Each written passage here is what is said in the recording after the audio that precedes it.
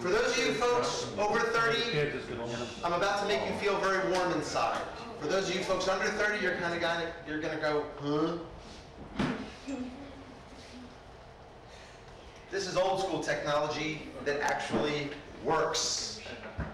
This is what's known as PowerPoint version 1. These are slide projectors. They make funny noises, they put up pretty pictures, they don't crash, unless the bulb burns out. So it's going to be different than what you're used to. I want to get started because I have a lot to cover and a lot to do, and I'm already forgetting something. David. Hang on.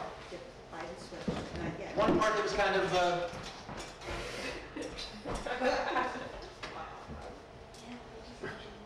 that's more like it. All right. You got to dress the part. And because of this talk, which developed a bunch of years ago, I actually have 200 Pink Floyd t-shirts, and they're all a business right off. If the air conditioning were a little stronger, you would get the full effect. Are these cool or what? Sometimes I'm scared to put them on because I actually talked a stoned hippie out of these at a Grateful Dead concert when I was a security guard. And he's walking by and I said, I need those pants. He said, they're pajamas. I said, I don't care. Yeah, I can have them at the end of the show. I was like, what are you wearing under there? He said, I got pants. And at the end, this guy, as people are walking out, throws this wet, gross ball at me. And I was so happy. But it's too hot, so I'm not putting them on. And I'm saving you that sight because you're in the front. Good hand. All right, let me do one more thing here to keep Mike from having kittens. Hey, does that work? Are we on? Are we good? Hey, we got it. All right. Welcome, Yackers. Welcome, Yacker graduates. This is designed for not her, not him, but for everybody else. If they have trouble answering a question, you are allowed to jump in. Otherwise, you've seen the way I beat them in the dark. It will be dark. You'll be next. Remember, it's their show. But welcome. We are glad to have you. Yackers, here comes the warning. The proper title for this talk is The Physics of Reflection and Refraction of White Light in a Drop of Water. If you're going to have a title, it better be a good one. This is designed for second and third year college, which means if you're in fourth grade, you should have no trouble. Third grade, you'll have to think. You'll be fine. Okay? This talk actually started, and I don't see any members of my group here, which means they know enough to stay away. I've been a member of the Willingboro Astronomical Society for a long time. I know, guys, if you're down there listening, I know I'm overdue. I got to pay. You'll get your money. Great, fun group of people. It's the kind of astronomy club where I'm not necessarily the weird one in the group, so it's a good club. But we had a talk by a new member. Now, whenever you get somebody new in a club and they actually offer to give a talk, you're both scared, but you're relieved because it means you don't have to come up with something. But we didn't know this guy. He wanted to give a talk on telescopes. Now, we're an astronomy club. We've been around a while. I've got 15, 20 telescopes. Everybody in the club's got probably at least 2 or 3. You know, you've always got the one in the closet you don't talk about. He's going to give us a talk on telescopes, and we're thinking, okay, let's see what happens. And I'm going to give you his entire talk. But instead of taking 55 minutes, I'm going to do it in about a minute. Okay? There are basically two types of telescopes. We're saying basic, so don't get fancy with your Schmidt-Cassegrains. There are telescopes that have lenses up at the top. They bend the light down to the eyepiece at the bottom. They bend light. They're called refractors. Refracting the light, they bend it.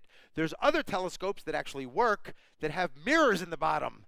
The light comes in, it bounces off, it goes up to another little mirror and comes out to the eyepiece. The light bounces. They're called reflectors. Thank you for not saying bouncers. That would have gotten you smacked. Okay? You bend the light, refraction. You bounce it, reflection. Stop. Reflectors. You now know 2/3 of what you need to know to follow this whole talk. That is what he took 55 minutes to explain to us. I was so bored. Well, Lisa always brings her book because she doesn't care what we're talking about. She only comes for pizza. We had the pizza afterwards. I was so bored I couldn't even heckle the guy because I was falling asleep. So I had to sit there kind of stay awake, and I started thinking. And it is literally what led to this whole presentation. Because part of the fun of knowing a little bit more than somebody else is now they think you're an expert. The easiest way to become an expert is talk about something that not everybody else knows about. Even if it's just a little bit more, you become the expert. I'm not an expert, but I'm going to have some fun with this. There's one more thing I need to do to make sure you're ready. And that is, you guys have already dealt with me, so you kind of know what you're dealing with. Let's see if we can get your brains ready to work, all right? Because you are going to need them. Snapple. Nectar of the gods. Not wine. It's Snapple. And when you drink your Snapple, you open it up, and you get some cute little fact in the top. Sometimes they actually are facts. Sometimes you got to wonder. Let's go back a few years. The old series, the red caps. This is why I need 2 glasses. Real fact, number 467. All right, wait a minute. Real fact. Could be questionable. Pluto takes 248 years to orbit the sun once. Cool, you got an astronomy cap. Pluto takes 248 years to orbit the sun once. Anybody agree? Anybody disagree? What do you think? How many agree? Well, okay. How many disagree? How many have a problem with that? Why?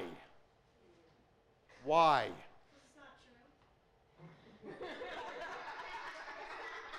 It's a fact, and Snapple said it. Why is it not true? Because it doesn't take that long for Pluto to orbit once around the sun. How long does it take Pluto to orbit the sun once? Takes. Oh gosh. You know the answer. Yes, I know I do, but Come on, you're wasting my time. I need every minute I got. How many years does it take Pluto to orbit the sun? How many? 11? You're getting close. How many? 10. Nope. There's your answer. There's your answer. You're holding your hand up. You guys can't see this. She's holding up one finger. It takes Pluto 1 year to orbit the sun. That's the definition of a year. How long does it take to go around the sun? It takes 1 year for Pluto to go around the sun. It takes 248 Earth years. Amazing what one tiny little word can do to a sentence when you kind of forget to include it. It's all the way you look at things and think about them. Welcome to my world. Kill the lights. Let's have some fun. Kill the lights. Great. Where's my remote? Where's the slide projector? Where's anything? All right. Wait a minute. No, that's this one, and I got to turn it on. Hey, isn't this fun? There we go. All right. The world of atmospherics. Things that happen to light as it comes in through the atmosphere. And that's what we're here for. What's going on? What happens when light comes in? There are some incredible and beautiful effects. And they're really cool, too. And that's what matters. Understanding them is actually a lot of fun. And what we're going to be talking about for the first part is real simple. We're going to talk about plates and pencils. It's supposed to be an astronomy talk. Yeah, it is. But we're talking about some daytime astronomy for a little while, and we're talking about what happens when light comes in through the atmosphere and when it interacts with water in the atmosphere. Now, I'm from Philadelphia, so just get used to me saying water, okay? W-U-D-D-E-R. That's water. Water. It's not going to happen. Now, before we get to that, let's get to this. Let's borrow Mr. Floyd's shirt here. Let's start with plates. When you have water droplets that freeze, you create ice crystals. An ice crystal can be flat like a plate, but not like a triangle. Cut off the edges. Six-sided. It's a six-sided crystal, and they're thin. Those would be the plates. You got it? If the crystals grow larger, they grow longer, still keeping their six sides, but now they look like a pencil. You got it? This is the technical part of the talk. If you can follow this, you'll be good for the rest of it. Don't think I'm joking. It is that simple. Plates and pencils. And when you have a whole bunch of both just randomly falling through the atmosphere, you can wind up with this, a halo. About 23 degrees, which is kind of like if you put your thumb on the sun and you're out where your little finger is, you'll get a halo. And we had one of these, what was it, right after the welcoming announcements. Tippy had a beautiful halo. Oh, we've had sundogs. Shh, we haven't gotten to them yet. 2 nights already, or 2 afternoons. But the halos, now I have a problem. I have very sensitive eyes. And most of you do as well, and you got to take care of your eyes, so you're not supposed to be looking at the sun. But Lisa and a very vicious friend of ours back home think it's hysterical when I'm standing there to go, oh, look, there's a halo, because I'm going to look up every time, and I start crying uncontrollably. It is an effect, and it's very common. When you have incredibly bright light hitting your eyes are tearing up because it's a way to protect the eye. I like to start crying like somebody ran over my cat. You know, I very sensitive eyes.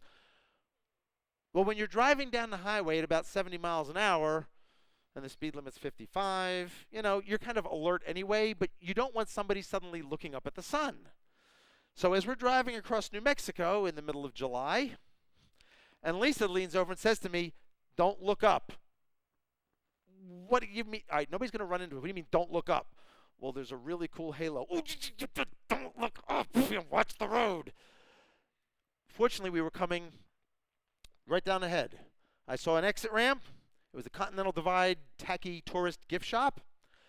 And as I pull off the road, there's a light standard. So I got out, aimed my camera at the sun, locking it so I wouldn't burn the camera out, and I was able to get this halo. Is it a great shot? No, but hey, I took it. It's cool. There's a halo. And that tells me plates, pencils, just randomly falling, the right configuration, you can have a full halo around the sun. You can be really bright, intense with some color in it. You can even see there's a little bit of red to it. This one, sometimes there's almost no color. Real nice. Now, sometimes you can't always count on there being some lights nearby. Let's see if this works. You got to turn the bulb on first. Yeah, there it is. Hey. That's the universal salute in astronomy. Right arm. Yeah, well, I didn't take this shot. This is a friend from the astronomy club. Held his hand up here, took the camera picture here. You know, block out the sun. All right, his halo's better than mine, I know. But cool shot. Now, some people have short arms. Borrow a friend. There you are. Hey, Arnie, your moment in the spotlight. You never looked better. So, and I'm trying to remember who I think Jim Mack, if you're down there watching, I think Jim Mack, I'm trying to remember who took the shot. Or Steve Matten. One of the guys. If anybody hears somebody sneezing out there and it sounds like a walrus, that's my friend Steve. And he's taken a couple of the shots that I've stolen. You'll see more of them. Anyway, you use what you have to. Block the sun. You'll get the halo. Next one, please. All right. Now, the halo's combination of plates and pencils. Here is what we already mentioned, sundogs. Now again, we've blocked the sun over here. But over here, there's like a cool little something. It can look like a bright spot. It can look like a tiny little rainbow. Sundogs, technically known as Par Helix. What these are the plates, okay? Flat crystals lined up. Now remember, with the 6 sides, what's happening is the sunlight is entering this side here, being refracted, bent 23 degrees away, coming out the front. So it's entering the back side of the crystal and being bent this way so it comes to you, the observer. Now, you don't go out at like noon or 2 in the afternoon to see these. You'll see these usually about an hour or 2 after the sun comes up, or an hour or two before the sun goes down. Anytime you see those high wispy clouds near the sun towards sunset, that's when you look. Those high wispy clouds are cirrus clouds. What are they? Billions and billions of tiny little ice crystals. Okay, very high up in the atmosphere. They don't move that quickly, which is not great if you see a lot of them for observing, but they're great if you like sundogs. Why are they called sundogs? I have no idea. I have been searching this answer for a lot of years. The closest I've come up with is, what does a dog do? Anything you tell it to. I'm a dog. Tell me something to do. I'll do it. Oh, come on. Tell me something. I'm ready. I'm a dog. What can I do? And they just wait for you. Well, there's the dog. And it's waiting by its master's side. Now, you can have sundogs on either side, and they're always right level with the sun, right on either side. Again, about one hand's width on either side. And they're just there. Sometimes they can be incredibly bright. Then they're called false suns. Where actually, the first one of those I ever saw was I had sunlight coming in my kitchen window one afternoon when I shouldn't have sunlight there at all. And I looked out the window and there was the sun. It's like, Earth hasn't tilted on its axis again. What's going on? I went out back and saw, that's the sun. Oh, that's a false sun.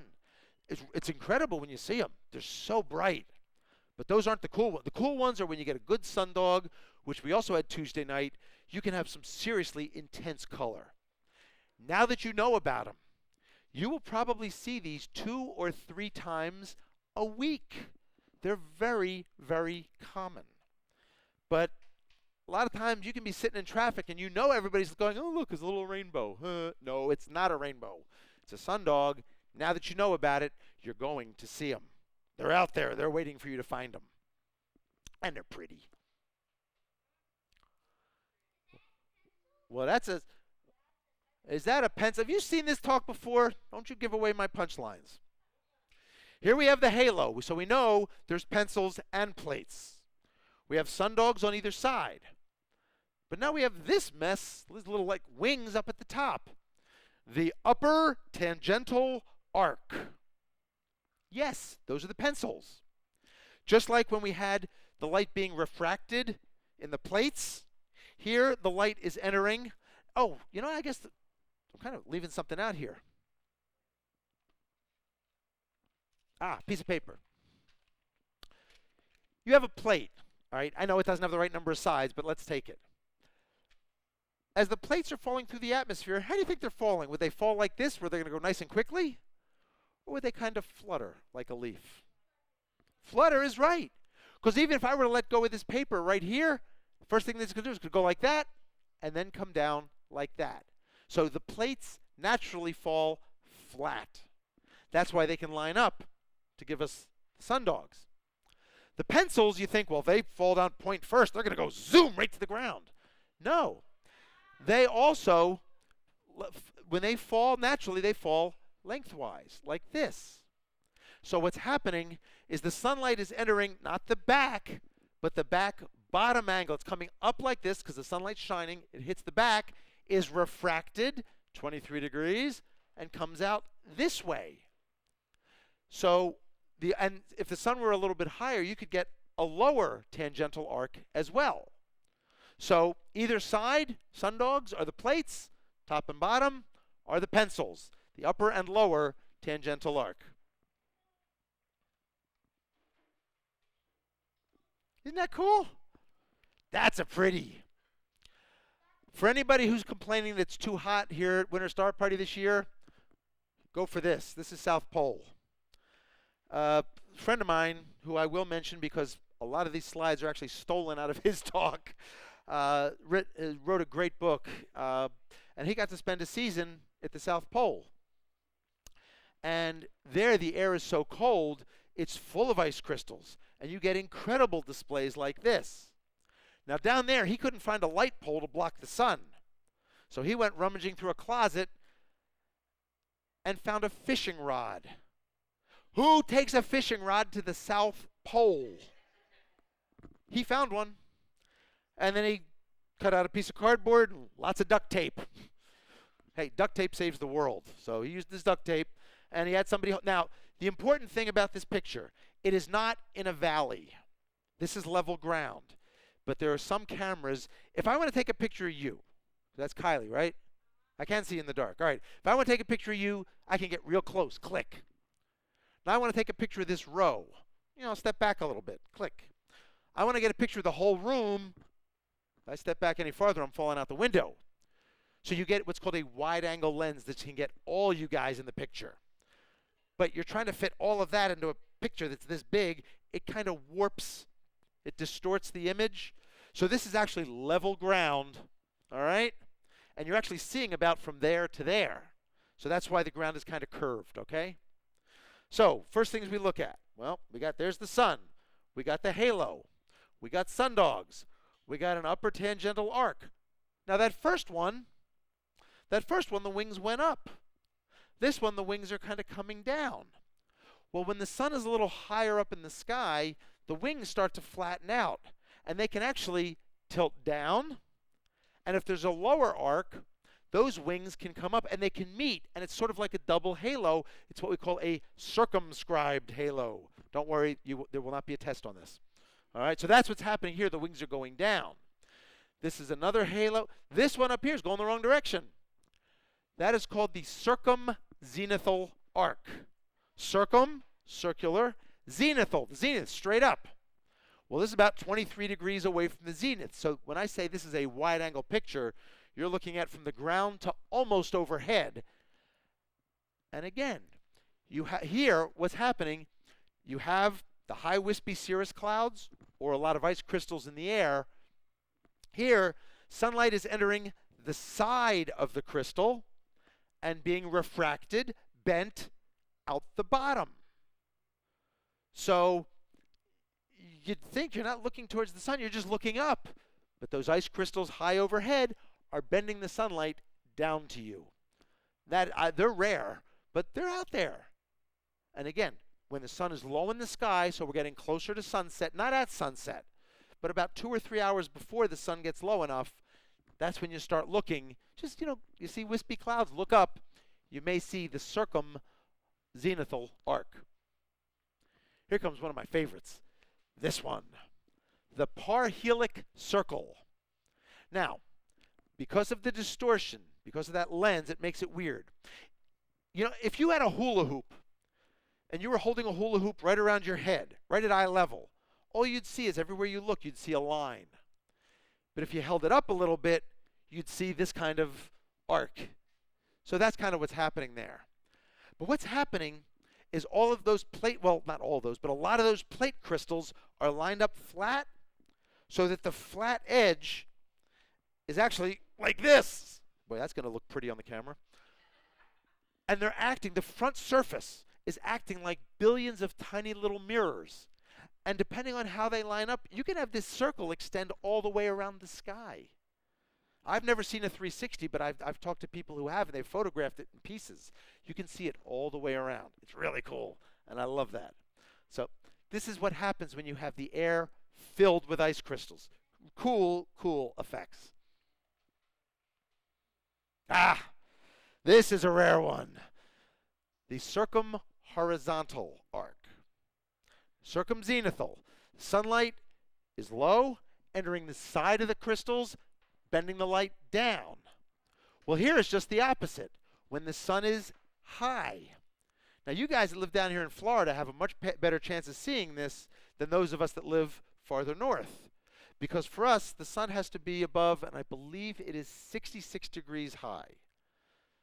Which means for us, May, June, July, maybe into the beginning of August. That's the only chance we get to see them. You live down here in Florida, you get a couple more months on either side of that the sun is high up. But now the sunlight is high up. The light is entering the tops of the crystals, the plates, and being bent, refracted, shooting out the sides. And it kind of looks like a rainbow going across the sky this way, horizontal, level with the ground. This shot was taken, I was asleep, when my friend, my solar guru, who lives a couple blocks away, called me up. Bob, you awake? What do you think? Circum Horizontal Arc. I had the phone hung up and I had pants on and I was out the door. No shirt, no shoes, nothing. Hair in. If you've seen me at the end of the day here after I've had that hat on all day, that's what I look like. This was early July. And I go running out into the middle of Castor Avenue, which is one of the busiest streets in Northeast Philadelphia. And I'm now standing on the lines. Don't try this at home. In the middle of traffic, and and my neighbors are looking. What's the idiot up to? It's a rainbow. Okay, cool. It's like it's not a rainbow. I'll explain in a minute. Let me take some pictures. They're beautiful. They are so rare, unless you have the internet. The internet is great because everything that's wrong never goes away. What's today's date? 22nd? February, right? All right, starting in about the next 2 weeks, you should begin to get emails from your closest friends that tell you on August 29th, Mars is going to be as big as the full moon. What year was that? 2004? 3? And I mean, yeah, back then, Mars was big. But people who read the original article in Sky and Telescope didn't understand the whole sentence. When viewed through a telescope at 75 power, Mars will appear as big as the full moon. Oh, that's technical. We don't need that stuff. On the 29th, Mars will be as big as the full moon. And every year they send that email out. There's a beautiful picture, and I get it at least twice a year. A fire rainbow is the rarest phenomenon ever seen. No. Elvis would be the rarest phenomenon ever seen. There's no such thing as a fire rainbow. It's a circum horizontal arc, and they can just be magnificent in color. If you ever see one, you are lucky. And if you're not out there just paying attention, looking around, you'll never see one. Again, Lisa and I work as security guards in the summer season when I'm not lecturing as much. We work as security guards because we get to go to the concerts we want for free. And there's one great concert that we were at. It's middle of July. And I'm just looking around and I'm watching the crowd. And I look up, Circum Horizontal. I had everybody in the stands not watching the act on stage. They're all looking over here and I'm explaining it to them. And the people are like, what's going on back there? They're not watching the stage. You guys, we're playing up here. Look at this. It was pretty funny. I get yelled at for that. It was worth it. Look for them. They are so incredible. If you're farther north, yeah, May, June, July. That's your best chance. If you're down here, I'd say from April through August. Yeah, Mike, you ever seen one of these? Okay, because I don't know. They're rare, but the farther south you are, the more common. And I hate to use the word common, but you got a better chance of seeing them. This you got a chance of seeing. Sun pillars. These you usually see in the fall and winter. Somehow this doesn't feel like winter, but it's still the right season. What's happening here are the plates are stacked up like plates. And the sunlight is simply reflecting off the bottom of them. It's just bouncing off. Now, it's kind of like if you go out there and you look at the sun when it's rising up over the water, you see like this line of sun. Well, this is the same thing, but it's in the sky. And these are the plate crystals all stacked up, just acting like tiny little mirrors reflecting the sunlight. You don't always have to have the sun. Cool shot, huh? I'm going to ruin it for you and tell you what it actually is. The shot before were sun pillars. These are Walmart pillars. Right on the other side of this ridge was a Walmart parking lot. I didn't take again, this is one of my friend's shots that I stole. Sodium vapor, mercury vapor. You can see the colors there. But he lives up in Minnesota, and the air was so cold and still that any lights would get. And I've seen this effect once, actually twice. Once over Philadelphia, and I didn't own a camera. I was too young at the time, and I never forgot it. It was such a weird sight. The other time I saw it was driving through Montana one night. And what was weird was it was really windy. Really windy. The bank signs are saying minus 15 degrees. And it was 30-mile-an-hour winds. You don't get out of the car. Except I was running out of gas. Do you know what the definition of pain is? That's when your tear ducts freeze. That's pain. But every light had this. It was really cool. And I was not going for my camera. I was getting back in the car as fast as I could and getting out of Montana. Don't tell Lisa if you're at that end. Her parents went to move to Montana. Oh, it's not as extreme as everybody says. Yeah, it's a tropical paradise. I still tell them that every time they talk about the 10 feet of snow they got on Tuesday. All right. No, not